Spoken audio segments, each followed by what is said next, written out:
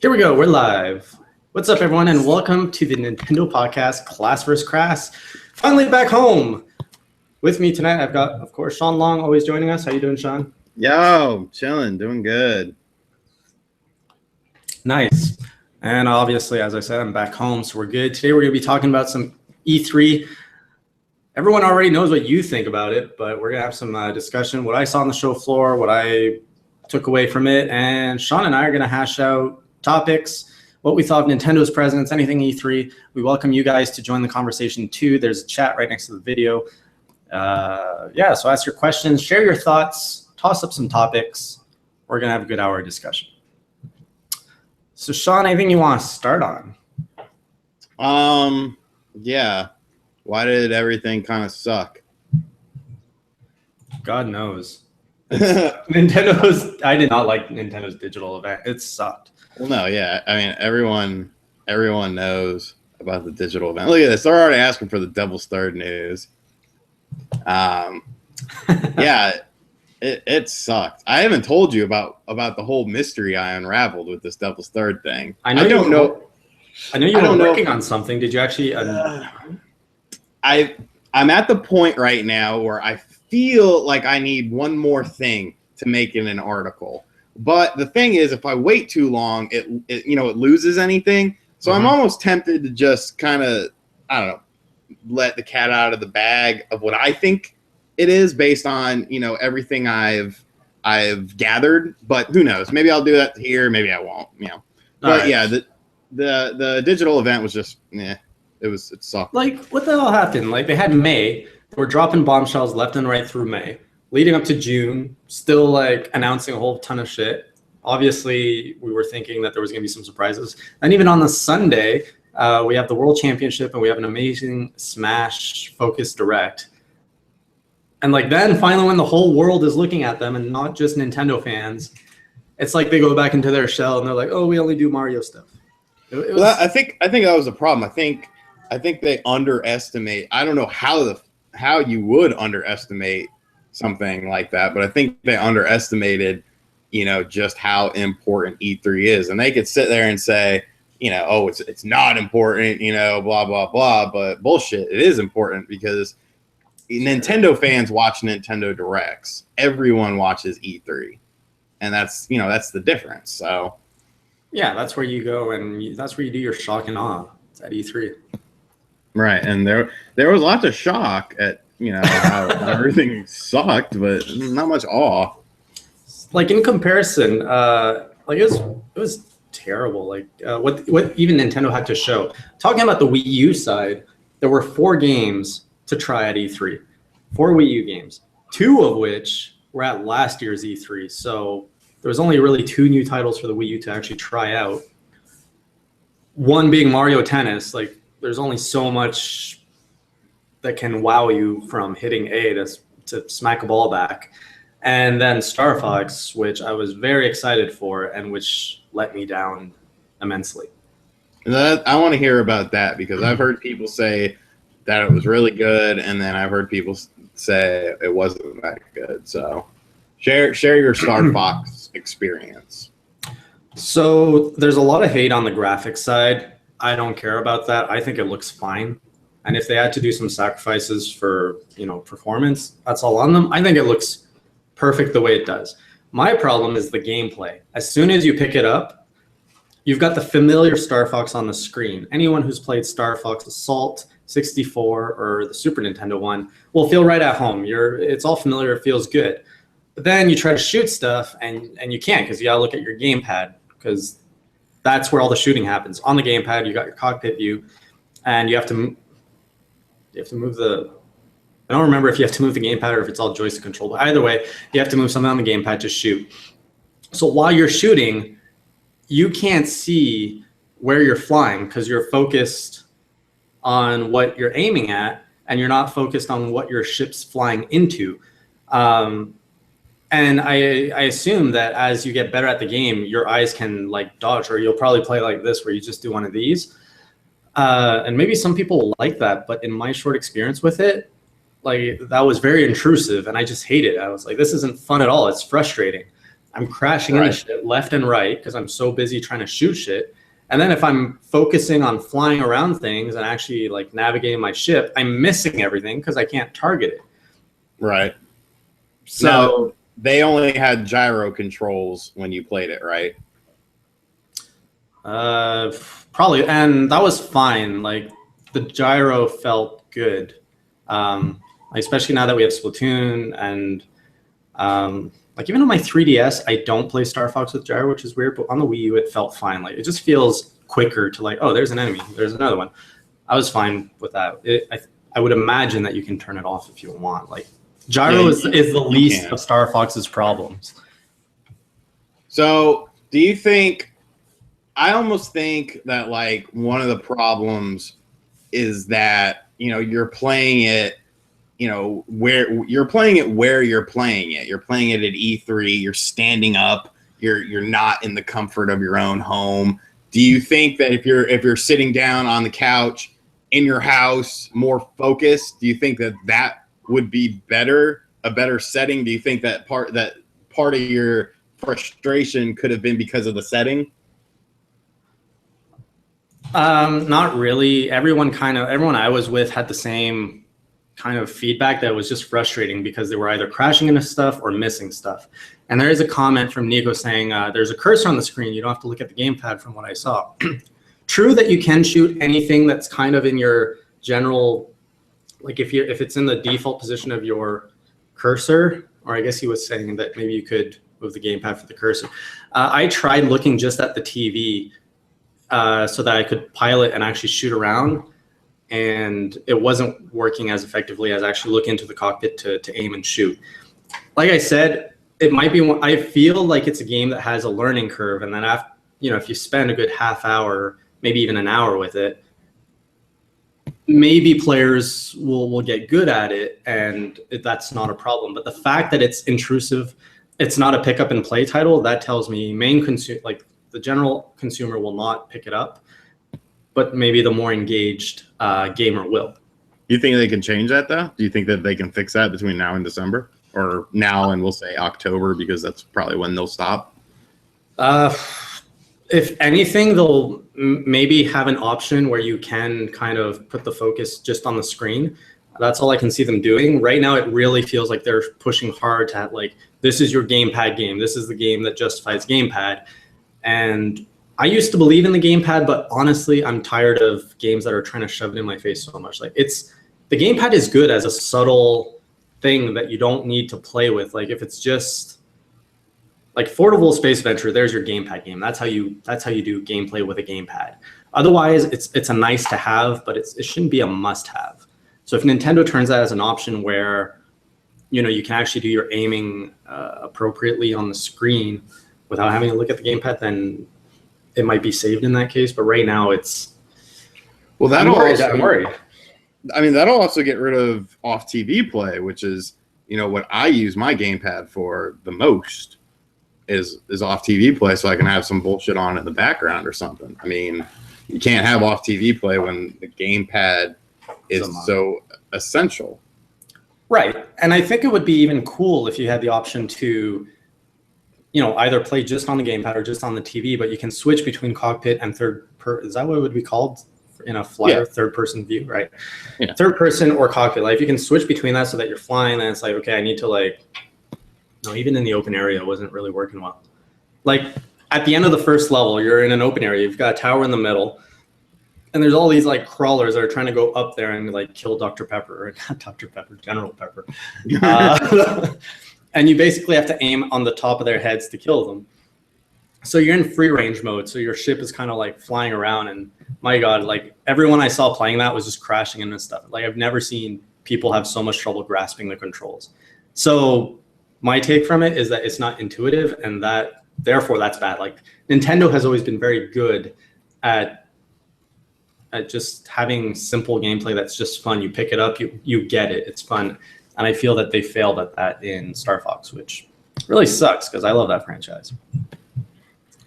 Yeah, I mean, from what I've seen, I think it has potential, but yeah, they would need to try to, I don't know, I don't even know if it can be salvaged at this point. But if there's a way, salvage it. Coming out this holiday, I can't imagine it being that different. Right. Like Mario Maker, that's a game that went through massive changes. And that got delayed, obviously, because of those changes. So when a game gets a lot of changes, like Mario Maker was supposed to be, I think, originally early 2015. And right. What was at E3 and what we saw in the World Championships was huge, was way different than what you saw at E3 last year. So, yeah, they did a good job with that. I was impressed with Mario Maker. Well, Nintendo's not even really making it. I mean, Platinum is making it. Star Fox? Yeah. I thought Platinum was involved in the art direction, but not like from the ground up. They're developing it. Okay.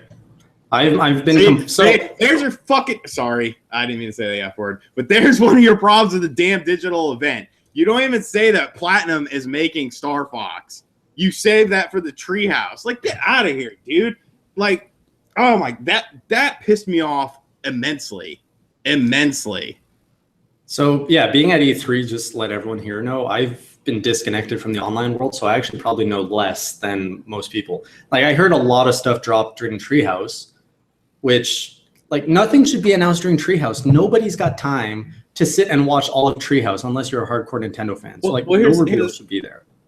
Here's the thing. If you're going to do a reveal during Treehouse, make it something small. You know what I'm saying? Like I said in Week in Review, you had Treehouse last year was supplemental to what you saw, like with Bayonetta and Hyrule Warriors and games like that. This year they kind of switched it and had more interesting stuff at Treehouse than they did during the digital event. They had Fatal Frame and Fast Racing Neo during the Treehouse. Oh, they actually had Fatal Frame on the Treehouse? Oh yeah, they played it for like 40 minutes. Oh, nice. So, and again, Treehouse, that's what your Nintendo fans are looking at. Like, Nintendo is so frustrating. Like, they should, like, you have the Nintendo fan. They are sold. They need to go to that other market that laughs at them, and instead, like, they don't even try. It's frustrating. Yeah, I mean, it's a pain in the ass. Now, speaking of Fast Racing Neo, were you too drunk at that party to play it, or did you actually play it? No, that I was very responsible at that party. So I did go to the indie mixer. I didn't even really drink at that one. That was like a powerhouse mixer. There was like Dan Edelman was there, Damon Baker was there, and there was a strong Nintendo indie presence as well. You had Image and Form showing off SteamWorld Heist. You had Jules Watson with Renegade Kid there showing off Mutant Mud Super Challenge and Zeo Drifter on the Wii U. You had Fast Racing Neo. Who else? You had Typo Man who was there showing off his game. And you had Runbow. The Runbow team was showing. Like, right when you walked in, they were all there. So yeah, I tried Fast Racing Neo. Great game. It looks awesome. It plays awesome. Like, what's the price point going to be at that? I will look. Bullshit aside, I will gladly pay $40 freaking for that game. I wouldn't. No. You would pay $6. It has online. It has multiple cars, multiple tracks. It's essentially what F-Zero would be. You wouldn't pay $60 for it. You don't like F-Zero though, really. Well, hey, I'm not big into racers, first of all. Okay. So then, how much did you say? 60. You pay 60 for it? For a Fast Racing Neo? Yeah. No, I'd drop 40 on it though. 40, arguable, but easily. I mean, they won't 2025. No, 2025. I think it's a great deal at 2025. Yeah. It'll be a $20 game for sure. But yeah, like that game looks freaking, and it plays good too because Yeah, it plays smooth. So I don't know. Like, this is their second game in the entry, right? There was another one on there was Fast Racing League on the Wii. Did you play that one? Yes, I did. So did you have the color swapping for the boost on that? Oh Jesus, yeah, that was a long time ago. I don't remember like anything about it. Okay, so the cool thing about Fast Racing Neo is obviously it's all about speed, and there's boosters all along the track, and you have a trigger button that changes like your glowing light under your car, whether it's blue or orange. And And basically, like if there's a blue, what do you call that? A speed boost. If there's a blue like color on the ground, you want your light to switch so that you actually get the boost. If you don't switch the light, you don't get the boost. So you're constantly like, as well as driving and avoiding obstacles, you're also switching that light under your vehicle so that you can keep like just boosting and going through the course as fast as you can.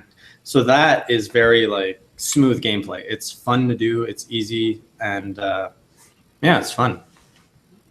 Definitely. I'm super looking forward to that. All right, so let's talk Devil's Third. Everyone in the chat wants to know. I want to know what's your mystery unraveling here of Devil's Third.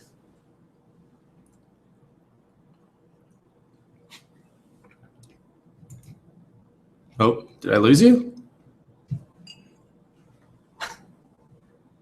Is it too powerful of a secret that the internet just censored you? Hello? Oh, looks like Shawn got disconnected or something. Hello? All right, so while Shawn is reconnecting or whatever he's doing, yeah, do you guys have any questions for me or any topics you want to discuss? Chat room's open until Shawn gets back.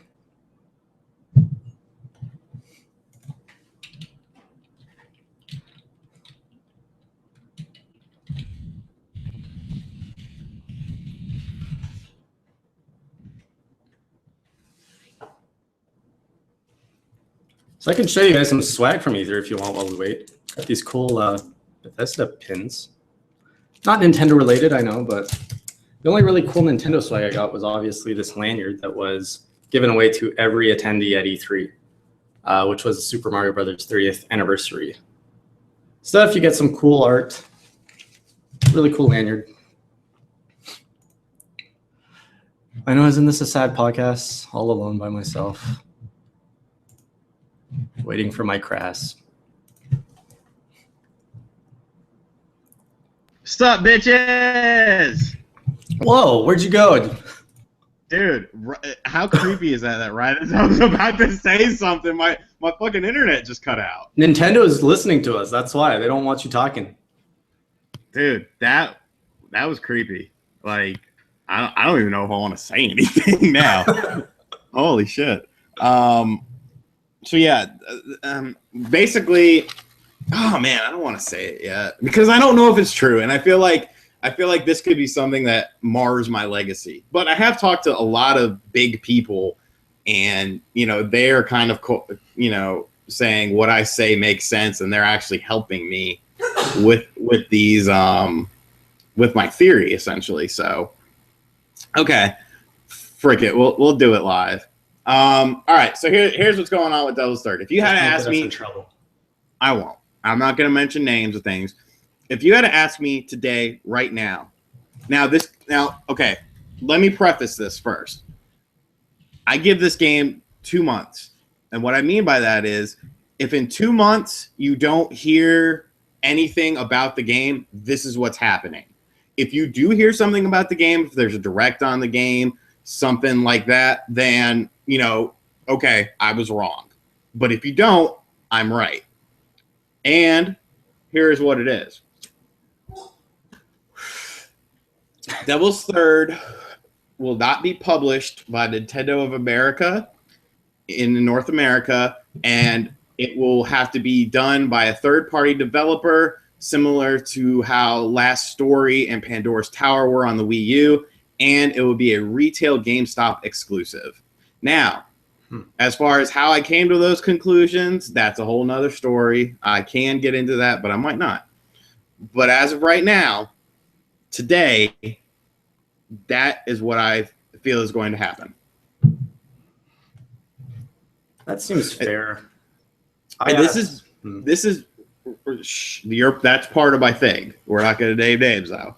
No, because of what was said by a Nintendo of America employee at E3 when Jason spoke to them in confidentiality.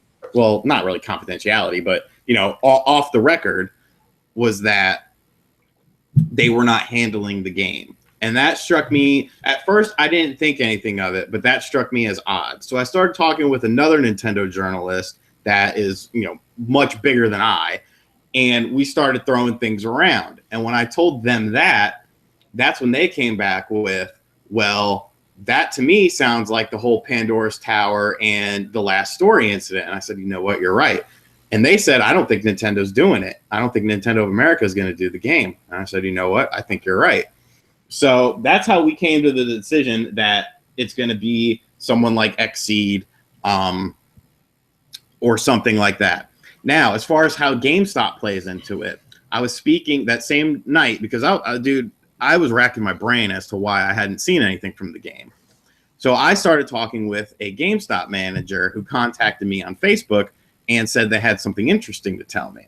So what they told me is that at their GameStop location, they actually have like promo items, like displays, like signs and stuff for the game. And it constantly plays on GameStop TV at his store. And I said, well, why do you think that is? And he said, because I think it's going to be a GameStop exclusive. Have you seen promotion from it from any other retailer? And I said, no. And he said, exactly. So why would GameStop, if this game does not have a release date, why is GameStop still till today, right now, this very second, still promoting the game so heavily? And I said, because it's going to be a GameStop exclusive. And he said, exactly. It's an Amazon exclusive in Japan if you want it from retail, right? And I was like, yeah, you're right. So it's pretty much an element of like a combination of things, and everything makes sense. And Itagaki pretty much disappeared. He did appear back on Facebook today. Itagaki was at E3. Okay. This game went from a IGN exclusive reveal right after the Nintendo digital event last year, and then was featured on the Treehouse, to being regulated to nothing at the event.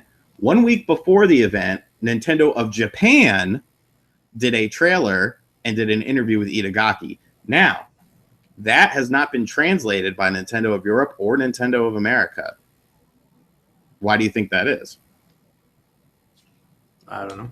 We already know it's coming out in Nintendo. We already know it's coming out in Europe at the end of August. We already know it's coming out in New Zealand at the end of August, Australia at the end of August, and Japan at the beginning of August. However, Nintendo of America has not said a single word about that. Now, if a game is going to release in August, which is, essentially, that's like 2 months away if they did the same time frame, why wouldn't they say anything? Right. And you have to remember one final thing, folks. Nintendo of Japan, Nintendo of Europe, Nintendo of America. Even throw in friggin' Nintendo of Canada. Yeah. Although these are Nintendo companies, they are each ran completely different. Each have very different libraries at times. And games like Disaster Day of Crisis was a Wii game that was released everywhere but here. Why? Because Nintendo of America thought it was too hokey. Nintendo of America didn't like the game, and that's why we never got it. Even though I would have loved to play Disaster Day of Crisis, because I've watched a Let's Play of it by two best friends play, and it was awesome. So you don't think Nintendo of America believes in Devil's Third? I don't think so. I don't think they like what they have seen, and I don't think the old saying, beggars can't be choosers, which kind of, that's one of the black spots in my theory. But I don't think they like the game. Like, why would you not say anything about it at E3? Why would you not have it in any infographic for your 2015 and early 2016 releases? Why? Right. So I do think this is what I feel. And I honestly, I hope I'm completely wrong. And I hope in 2 weeks we get a direct on the game and a release date, and Itagaki comes out there and jerks off on everyone's face. Like, I hope that happens. But if it does not happen by August, everything I said will come to fruition. So why do you think he would develop for the Wii U if he's not getting Nintendo support, though? What does he care? He's getting money. By who, though? Nintendo funded this game. Nintendo. Let me clarify. Nintendo of Japan funded this game. Ah, okay. So he's already got it. It's just like the Bayonetta situation. He's already got his money. I'm sure there's selling incentives, much like there was with Bayonetta and Hyrule Warriors, where you get more money. I'm sure he's not too thrilled with what is happening with this game. But I mean, he's already got money from the game, so as long as it releases somewhere, you know, he'll be okay. But I honestly, I feel that's what's happened with the game, as sad as it is. Makes a lot of sense, actually. So yeah, it does. It honestly does, and that's the scary thing. Like, it took me hours, and I was talking to people that I never talk to, and people that I didn't usually see eye to eye with. But man, it was interesting. Yeah, and yet he's moving to mobile allegedly after Devil's Third. So I don't know. Like I said, I'll end it on this. If within 2 months, by the end of August, you see a direct, you see a confirmation of some sort from Nintendo of America, has to be NOA, then no big deal. I messed up. My research, what I got was wrong. If you don't see that, I'm right. And that's we'll leave it at that. all right. So I mean, that's 2 big ones covered: Star Fox and Devil's Third. Yep.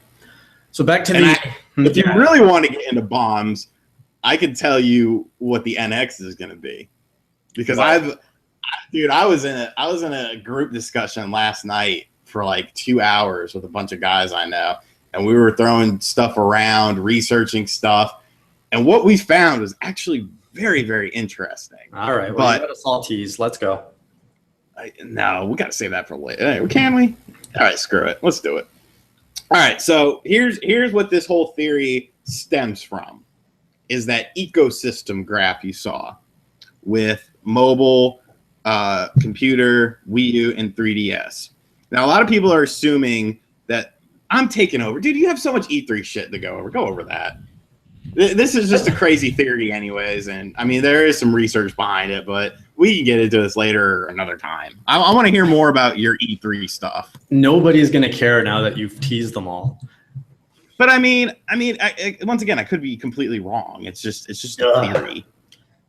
Just sum it up quick. Don't build it. Just give us a little... So basically, here's what I think is the NX is. I think the NX is it's a home console, but it's not, if that makes sense. Basically, it's not going to be something that you put games. It's going to be right. It's going to be something that will actually use the devices you already have. So technically, I don't think the Wii U is going to die. I think the Wii U is going to be reliant on the NX, because you have to remember, Iwata said that this was not a simple replacement to the Wii U or the 3DS. Right. So couple that with the whole infographic thing where everything was all encompassing, it starts to make you think things. So I envision it as, we were in a thread. Let me see if I can pull up that thread, because this dude was just going off. And okay, here we go. I mean, just the fact that they said the Wii U would still coexist with the NX tells you it's something to bring all the platforms together. It's something to connect your TV to the internet for those who don't have smart TVs. It's the really Nintendo hub, if you want. Yeah, because you got to remember, like,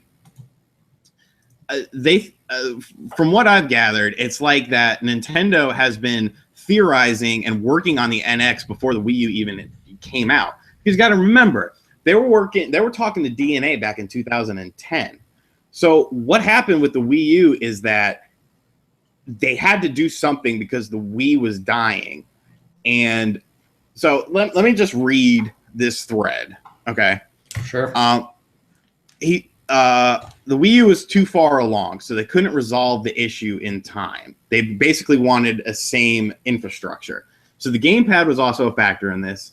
And Iwata thought that having 2 screens on both their portable and console systems would have it so that they would work together. You know what I'm saying? But you've never really seen anything like that. So it also this also explains why the DS and GBA Virtual Console are on the Wii U and not the 3DS. Wii U software development was designed in a way that makes Virtual Console games easier to work and carry forward to the next platform, while for the 3DS, it is not. Because it makes no sense for those 2 systems to be on the Wii U. Like, essentially, why would it not be on the 3DS? So basically, the Wii U was like an experiment that wasn't completely finished, but they needed to do something. And so factor in, you got to remember when the Wii U initially came out, they were supposed to have full third-party support, they thought. So the reason why you're seeing all these offshoot games and games that are not canon in the series is because, like, okay, they had the heavy hitters. Of course it's going to have the heavy hitters, Smash, Mario Kart, and things like that. But Nintendo didn't plan on having to utilize all their resources together. Why would they have put all of their development into one single building if they weren't all working towards one single project? Because they merged all their teams together in, 2012, but you haven't seen anything come of that. So factor in, once again, DNA. DNA is not all they're doing so far that's been announced is publishing the mobile games. You think that's all they're going to do? No, they're working on the online infrastructure for the NX. So if anything, this is what I envision the NX is. I envision the NX is almost, I guess you would almost call it an add-on, something that supplements it so that your Wii U, your 3DS, and your NX make it all encompassing. And it makes, I know there's a lot of I'm gonna throw a wrench in your whole plans here. Go ahead. While I agree, that it is kind of a three-pillar thing, the only reason the NX was dropped was to provide confidence to the consumer, to the investors, that there was a future to the home console, because there was rumors before. Remember, people were saying the Wii U is dead. The only home consoles are Xboxes and PlayStations, and everything's going towards the PC world. And everyone was saying Nintendo should just drop out and just be software developers, right? Right. And Iwata could have never have said to investors, we're moving to mobile, without having to confirm that that they were still in the home console business. That was the only reason the NX was dropped. Like, that was forced out of their hands. I think they did have to say something, though, because it would sound like they were going mobile. Because you got to remember, the NX is not a simple replacement to the Wii U or 3DS. Reggie said that the NX is a home console. So if you're not replacing your two systems, but it's a home console that somehow works with your two current systems, PC and mobile. Hold up. What is it? What if the only component of the Wii U that they kept with the NX was the gamepad? And that's what they mean by your Wii U will coexist with the NX. They wouldn't do that, though, because the gamepad drives up the cost of the system. And they don't want that. They don't want the NX to be as expensive as the Wii U was. Miyamoto has said that they felt that the Wii U was too expensive. Why haven't you seen a price drop on the Wii U? Because they can't. It's being sold at a loss, basically. They make their profits on the software, not on the hardware. No. They've been making profits on the hardware for at least a year now, I believe. It's not much, but there is profits. I remember when it first launched, the Wii U was, that was 3-4 years ago, but the Wii U was originally being sold at a loss, but they were recouping their money on the software titles. Yeah, initially that was the case. Every console was sold at a loss, but initially. But yeah, they've been making money. The Wii U has actually been profitable for like a while now. Yeah. Anyway, I think we got enough theories for today. What do you think? Yeah, I mean, it's all theory, is what it is. What I think it should be a freaking PC, and like a Steam box sort of thing. And that kind of gets into what the DNA thing is. If Nintendo made a Steam box sort of thing, and the only way to play first-party Nintendo games was with the Nintendo Steam box, but then you could play all the Steam shit. Game over. Yeah, and you got to think they have DNA now, so there is a chance of the NX being something like that. It'll be very interesting.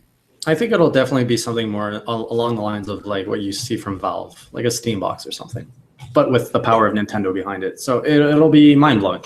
I have a lot of faith in Nintendo in that. I should buy stocks now. Didn't it go down after the digital event? Yep. Buy stock. If you were a stock buyer, buy stock, because if anything, we are throwing around here tonight actually happens, and that Steam box drops, holy shit. Whew. That's scary. That's scary. So back to E3.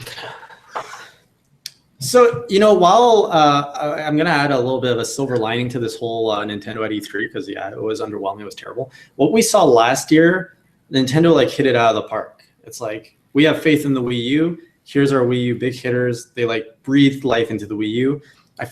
But remember, there was a lot of people saying, where's the 3DS? What's happening to the 3DS? There's nothing coming out for the 3DS last year. I feel if you, take a moment to pause and put the Wii U aside, we're actually kind of seeing the 3DS getting its resurgence this year. There was a lot of surprising 3DS titles and announcements released that are actually pretty good, which are just being overshadowed by how much disappointment we got from the presentation and the lack of Wii U surprises. Right, and I fully agree with that, because everything Eli has freaking played. Well, aside from, I guess we got to talk about Metroid too. We'll get in. This will be a good segue for that. Everything aside from Metroid, Eli has just been gushing over, the new Zelda game. Look, Hyrule Warriors Legends, is becoming a double dip. Holy shit! If I could transfer my data from the Wii U to the 3DS, sold. With Wind Waker stuff, and they're teasing more new characters. Come on, dude.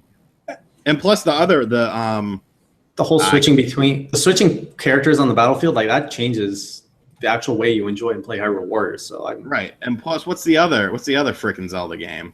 I don't remember what it was called. It's Triforce. Is it Triforce Heroes? Oh my god. Something like that. Yeah. That game.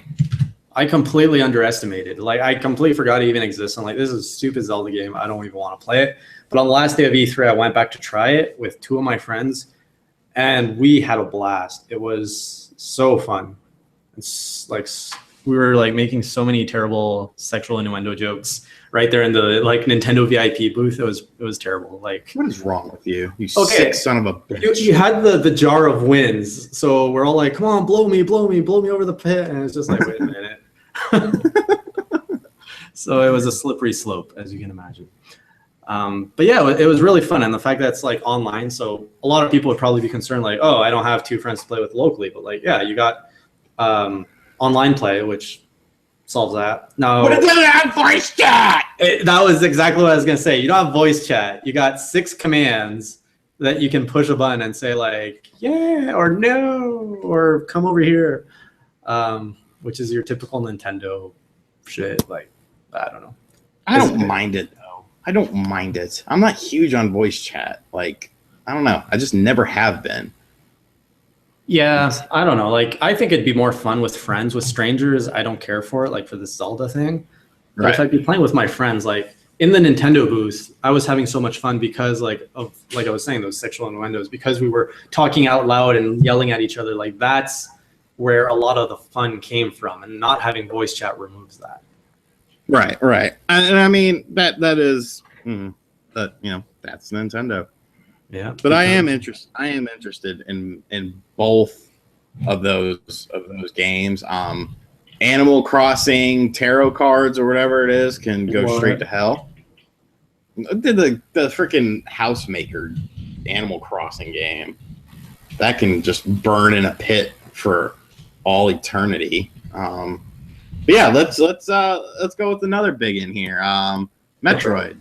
So okay, first of all, I honestly don't know I need to know what was the online reaction to the Metroid reveal during the World Championship when people didn't know it was Metroid versus the digital event. What was the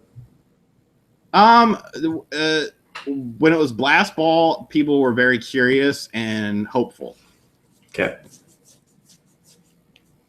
And then once it was Metroid, everyone, there's a change.org petition with 14,000 signatures. And I get people are pissed off, but there's people who are there's a couple different camps here. There's people like me who are disappointed but curious because I'm still very curious in the game. You saw nothing about the single player, really, and that could easily be somehow raveled in Metroid lore, and then you have these other sort of aspects of it. Then there are people who just don't like it and don't care about it, and I get that. But then there's people who are just being pretentious assholes about it, and I talked about that on a Week in Review, who are just, you know, going out of their way to like not even, you know, give any sort of chance to the game or giving it, you know, and it's just like, you know, I don't like that. Like, oh, okay, I get that you're disappointed. I get that it's not the Metroid game you wanted. I don't think it's the Metroid game anyone wanted, but it still could be interesting. Now, did you play it? No, and I'm really upset that I couldn't. You son of a bitch. That's what this segue was leading into. Sorry, I've failed everyone. I know someone's saying you failed us, but I don't think it was to this comment because it wasn't. Way to go. So here's what happens. Last year at E3, I worked through Nintendo of Canada, being in Canada. And last year I had access to the VIP booth so that's like a little area behind the whole like E3 show floor of Nintendo, where the media and people who have good relations with Nintendo can actually like play the games without lineups. Last year, our whole team was able to be there through all E3. This year, they actually kicked me out after 30 minutes. So I wasn't able to play all the games back there. I got some time with Star Fox, Mario Tennis, the Zelda Heroes, and I also played Mario and Luigi and the Paper Mario. I forget what it's called, the crossover Mario and Luigi game. But yeah, I missed out on the Metro game because there were people there and I got kicked out, which really sucks because now I can't tell people about it. I don't know if Eli got to play it. He did. He didn't. He wasn't really too fond of it. Yeah. So I can't tell you guys much more because Nintendo kicked me out. And the lineups, like if you go to the show floor, the lineups are like 2 hours, which is a huge time sink. Which is also why I didn't get any of the pins. So Nintendo was giving away, I think, a set of 7 or 8 pins. Star Fox being the coolest pin ever. It was actually like a metal R-Wing, whereas everything was just a box. Again, I had to wait 2 hours for that, and with all my appointments and stuff, it was just couldn't do it. Right. But, talk for a minute because I may have a big personal crisis going on right now. Oh, dude, it's not time for that now. I know, but you can't pause that. No, yeah, you're kind of talking out loud. You want to see some more swag? I still got more swag to show off. No, okay. All right, guys, we're gonna go with more swag. Shawn, interrupt me when you're ready. Again, this is not all Nintendo swag. Something I found on the floor. This was cool. This was a hotel pass. Final Fantasy 14. So someone didn't get their room key, but I thought it was cool, so I kept it. What else we got here? I've also got, I feel like terrible just doing swag while Shawn's having a breakdown. I also got these, which were cool. Got some boxing gloves. Yeah, which is says Tai Chi Panda. It's from Snail. It's a Chinese company. The guy gave out boxing gloves. That's awesome. And what else we got? This is cool. Forza pin. For anyone who likes Forza on Xbox, got Forza pin. Has a little Xbox control in the back. No, okay, this is actually pretty cool. So if anybody is familiar with my other show, Indie Corner, you guys know I cover indie. So I went to the Xbox booth, and what they were giving away for anyone who was interested in indies was this box. What this box has is pretty much a business card for every indie developer on the Xbox, which is amazing. Like, I'd love to have that for Nintendo, obviously. Then that cuts my research down to have Shawn, you gonna come back with us? I can't do this alone. What else? The rest is just shirts, so I can show you guys if you really want, or I can answer more questions from you guys, or we can talk about anything. If you guys have any theories on anything we talked about, such as Devil's Third, DNX, anything you want to talk about, anything you want to ask about, go for it. Cuphead, yes, Cuphead was amazing. It looked really good. It looks like every level is kind of a boss from what I saw from the demo. So I don't know if there's actually any like platforming. I think you just go to a level and then it's like one boss after the other. This is cool. Now I got a hoodie for visiting a certain indie studio right after E3. That's pretty cool. Probably my favorite swag. It was, yeah, so when E3 was done, I took the Friday to just visit a bunch of Nintendo indie studios in the Los Angeles area, and they gave me a bunch of cool stuff. A bunch of cool stuff.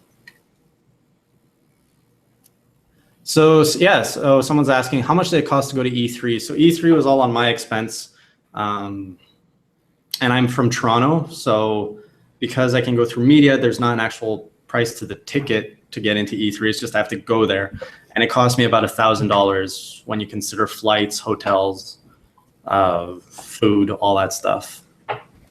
But obviously, if you live closer in your media, it's a lot cheaper.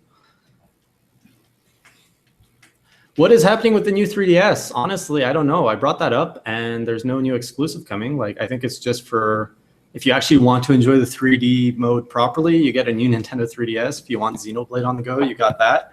I've got an exclusive piece for you guys. There is an indie developer who's working on a new 3DS exclusive game, which is called,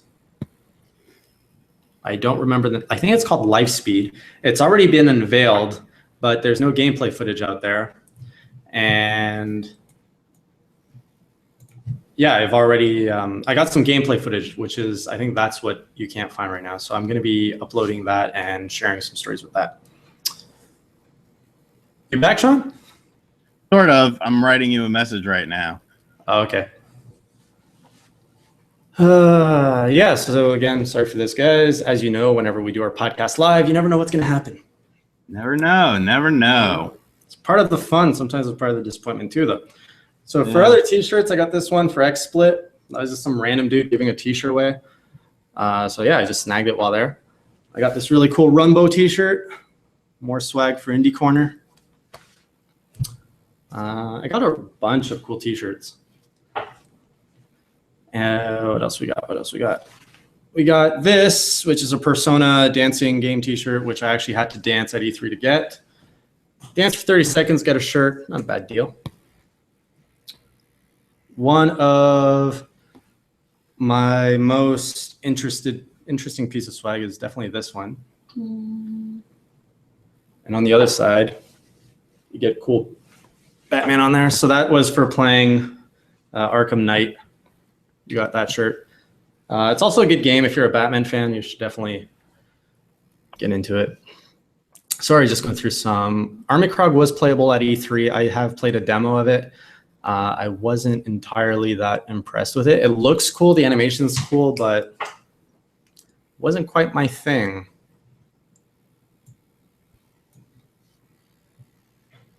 Yeah, so video games. Those are some interesting things. I like video games. You know, I think they're interesting. Yeah, games are cool. Oh, Shawn, yeah. I got something for you here. But I think I showed you last week. So this is a little gift for Shawn. Yay! 1, 2, 3. Yeah. Yay. You actually had to buy that. And they only have large, so I can't even wear mine because it's too big for me. That's what she said. And this one is another shirt, which I'm happy to be reunited with. Because at PAX East, I bought an Adventures of Pip shirt. But then I lost it on the way home. So I actually went back to TikTok Games, their actual studio, and I said, can I get another shirt? Because I lost mine. And they were kind enough to give me one. And yeah, I think that is nice of them. Oh, this was another cool indie game. Yeah, go ahead. Okay, my last one. And this one is Super Dungeon Bros. It's another indie game. It's not coming to the Wii U. So boo that. You could want, I love the hashtag though, bros before foes. So check them out if you do want it on Wii U. I'm sure we can convince the developers. Oh yeah, I got this thing too. This is a little medallion from Snell again. Just a little medallion to hang somewhere.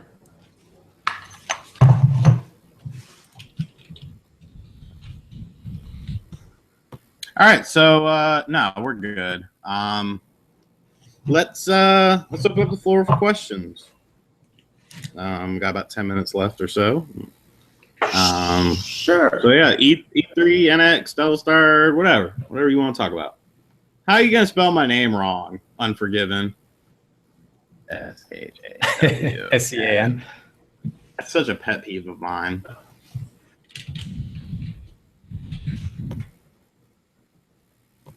Okay, yeah. So if anyone, we usually have the last 10 minutes of the show we dedicate to questions and comments from you guys who are watching live. So just go ahead, toss it up in the question. There's a little bit of a lag, so just bear with us until we get a better platform that is a bit more real time. Otherwise, what else can we do in the meantime? We can talk about things. What's your favorite platformer? Jesus Christ. I don't know. When is Nintendo going to make a Pokemon MMO?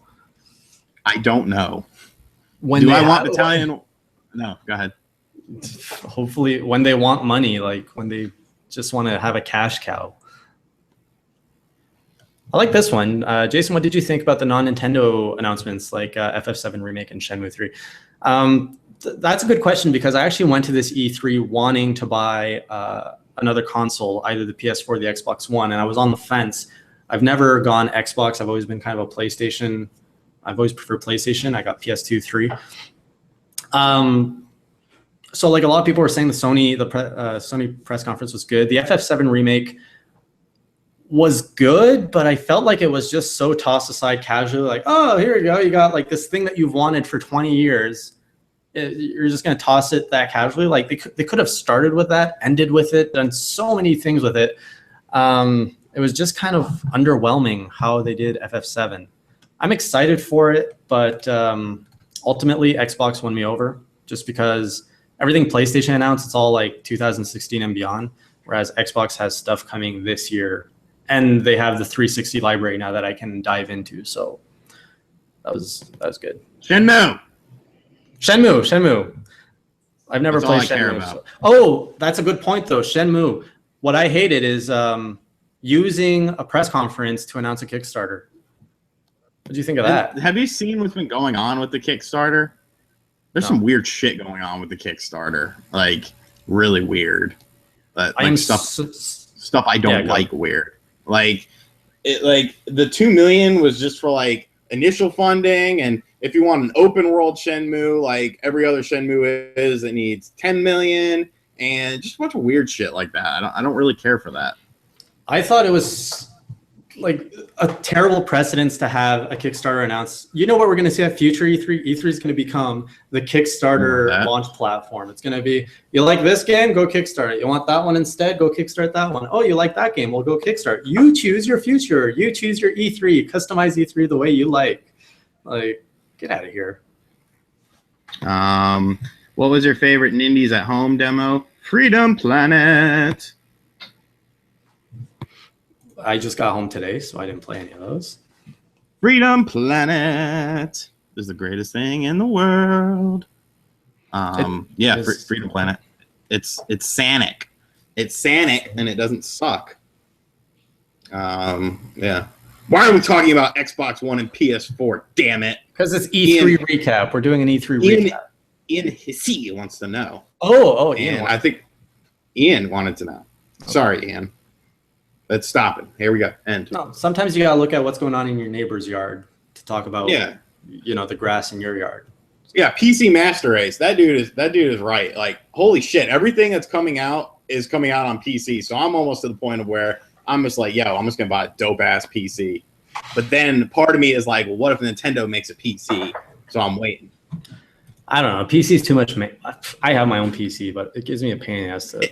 It is, and I really only care about Shenmue right now. And Final Fantasy VII can piss off because it's the most overrated RPG. It's not only the most overrated RPG, it is the most overrated game of all time. Get over it. Okay, I used to think Earthbound people were bad. Final Fantasy VII people are just a whole nother freaking level. whole nother level. Final Fantasy VII was an average at best Final Fantasy game. Final Shut your Fantasy mouth. VI, It was good. Final Fantasy VII sucks. It's for emo kids who like this freaking, oh, maybe my girl died on cloud. Oh, I'm Sephiroth. He wasn't look at me, emo look at me, before look the at me, I'm movie. Sephiroth, and I have a lightning background. It's like 1997 all over Dude, again. It was It's a fire. It was a it's fire. all It was a fire. Yeah, background, Two not Tribes. the lightning. Two Tribes is doing awesome, man. Rive really impressed me. I was worried about Two Tribes because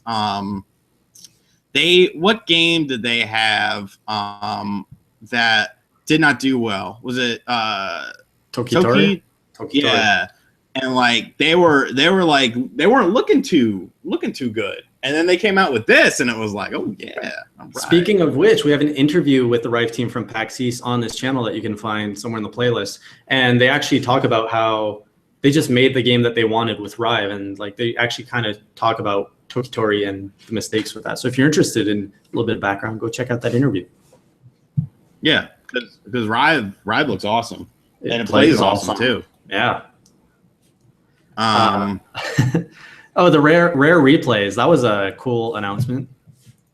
Yes. That was very cool. Nothing wrong with that. That's the direction I would like to see Rare do. I don't know how I feel about the pirate game that they're making, because I'm actually interested in that. If it plays like anything like Black Flag for the C portion, and I have faith that it could with the Rare charm, I am curious at minimum. Yeah, so I mean, I think, I don't know, it just doesn't look good to me. But when I think of Rare, I don't think of pirate MMOs, and that's what this game so far looks like. So yeah. But yeah, definitely shout outs to Rive, man. And Two Tribes. I hope Two Tribes makes a shit ton of money, because I did play Final Fantasy VII. I beat the stupid game back in 1998. Okay, I didn't like it then. I don't like it now. We're not going to talk about it anymore. No, it was 97. It was the year, because I was in 8th grade, and my best friend Michael at the time got it, and we played it. And yeah, I just didn't like it.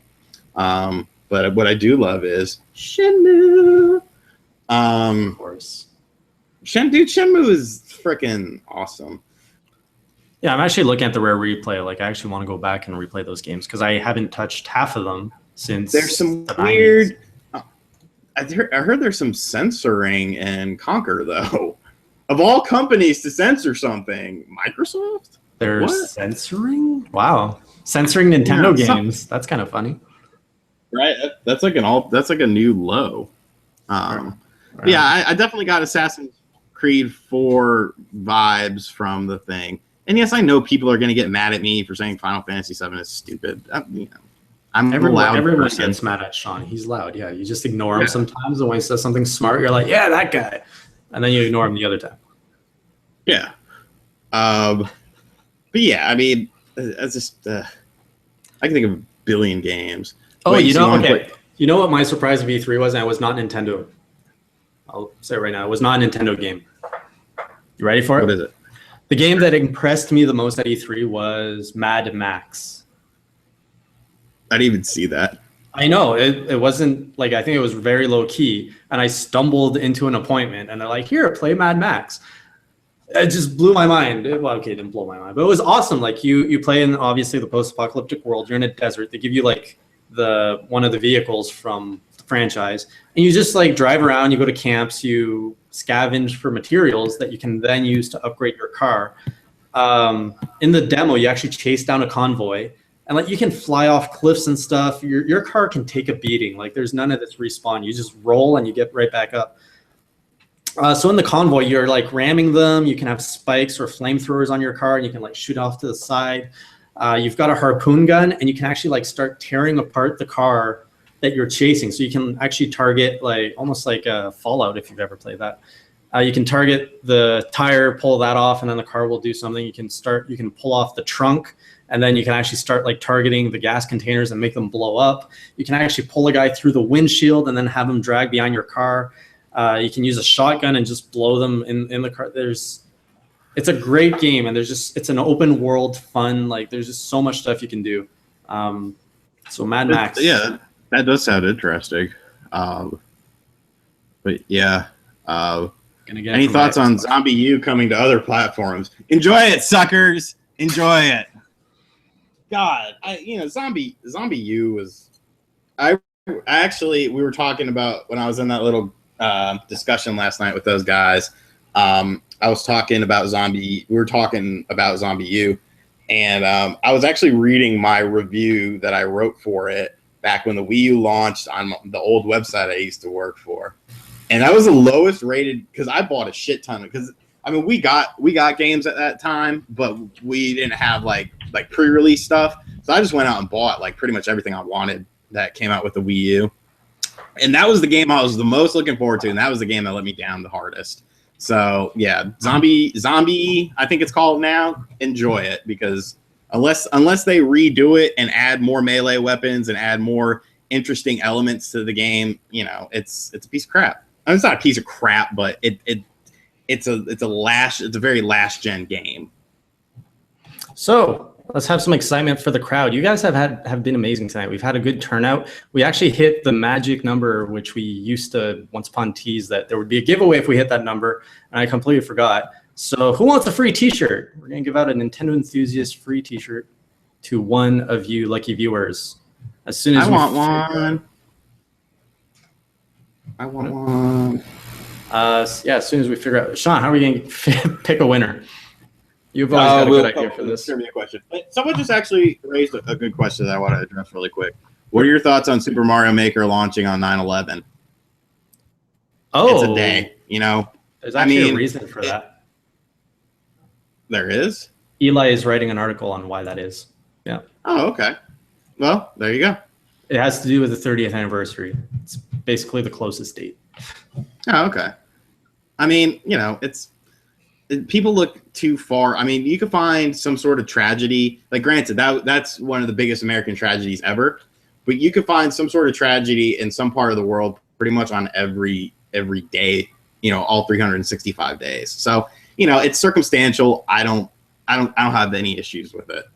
And this is coming from someone who had family in New York at the time. So take that for what you will. But yes, free T-shirt. You're probably asking me questions. No, yeah, you are. You have been talking to me and I didn't realize it. All right. So what's the question going to be? Well, E3 is always a good question to ask. It's always nice to theme it around what we're talking about. Okay. That's hard though. It is hard.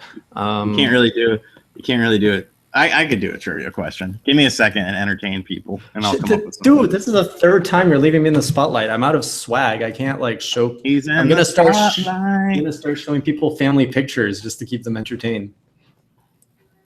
You guys want to see a cat that talks? There it goes. It's just meowing. I've got the most annoying cat in the world. What else do I got? I got nothing. I got nothing for people here. Just sing a song. I don't sing. Sing a song. Playing the games. Oh yeah, I also got these at here we go. Filler commercial time. I got these at E3. Anybody here eat Pockies? So yeah, there's green tea cream covered Pocky for those of you who like green tea. I personally don't. And now Pocky has a friend. It's called Hey Joy. And it's an inside-out Pocky. You got your all right. God, thank you. We're good. What is this? You got a chicken too? There we go. The N64 is arguably one of the greatest systems of all time. At what year and under what name did it debut at E3? Go. Ooh, I like that. So what year and what name did the N64 debut and at what E3? Yep. Or what E3 did the N64 first debut and under what name? Yes. How about you type out the answer for me in our little hangout? There we go, kitty. Ew, get that thing out of here. Wow. This is my ugly cat. It speaks a lot. There it goes. Okay. Be gone, cat. Ugh. I hate cats. I hate this cat. Alexander Trapp is not the winner. You tease. No. Unforgiven is the winner. Unforgiven. All right. So 1995 Ultra 64. Yep. Do you have any other fun facts about that E3? Yeah, there was some decent games at it. Nintendo actually unveiled the Virtual Boy there as well. SNK did the Neo Geo CD there, I think, and the Gamecock. No, it's not Gamecock again. It's not Gamecock again. But yeah, yep, 95. That was when they first announced it. So congratulations to Unforgiven. You will be receiving a message from the Nintendo Enthusiast account. Just sent you a message now asking for your size and all that good stuff. You get to pick a Nintendo Enthusiast t-shirt. They come in 2 colors. They're black with either the writing in red or white. And if anyone else wants to buy one, if you're too impatient to win one anywhere, you can head over to chopshopgoods.com. If you go over in their menu to partners, it's under Indie Corner. You can actually pick up your own shirts there. You've also got indie shirts, the Indie Corner shirt. I can't link it in the chat, unfortunately. So chopshopgoods.com, check out the partner section. That's where the good stuff is found. And they're cheap. I think they're $15 Canadian. So if you're in the States, that's like nothing. It's a boot, $10 or so. And we ship internationally, so don't worry about that. Nice hat. Thank you. I have someone telling me that they can't talk to me anymore. Oh, that's sad. Oh God, she watched the show and saw that I didn't like cats. So you got unfriended? Did someone just unfriend you? Nah, she's yelling at me right now. I'm sorry, babe. I'm a dog guy. I mean, what can I say? But I mean, cats are okay. Like, I'll pet a cat on the head, but I don't know.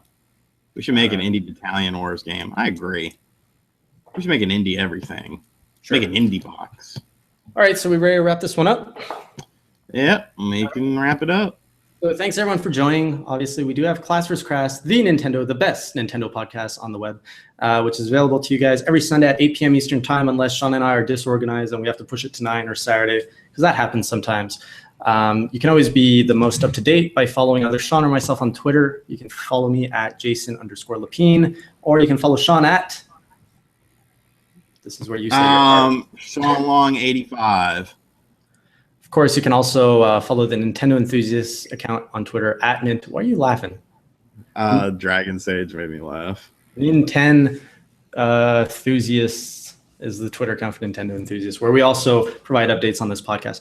And if you don't like seeing our faces, but you like hearing our voices, you can also find us on SoundCloud at soundcloud.com/Nintendo Enthusiast.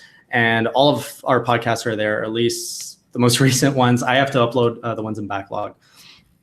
And finally, we will be starting some Team Class versus Team Crass competition this summer. So you get to pick your team. Obviously, Shawn will be representing Team Crass, and I will be representing Team Class. We will be facing off in a bunch of games, starting off with Splatoon, and eventually moving over into Smash, Mario Kart 8, all that good stuff. So pick yourself a team, practice in that game, and let's kick the other team's Crass. Yeah. Yeah.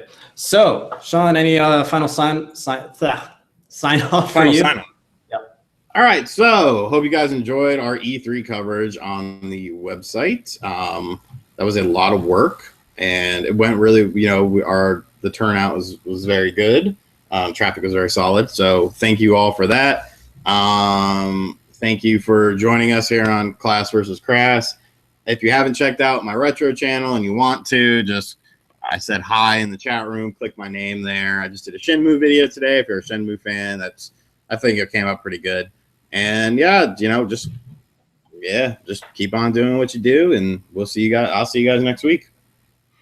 Yeah, for me, guys, I do have a personal channel as well, but I don't where I play 400-year-old gaming spirit. You can YouTube it. It's just called Tales of a Noob Gamer.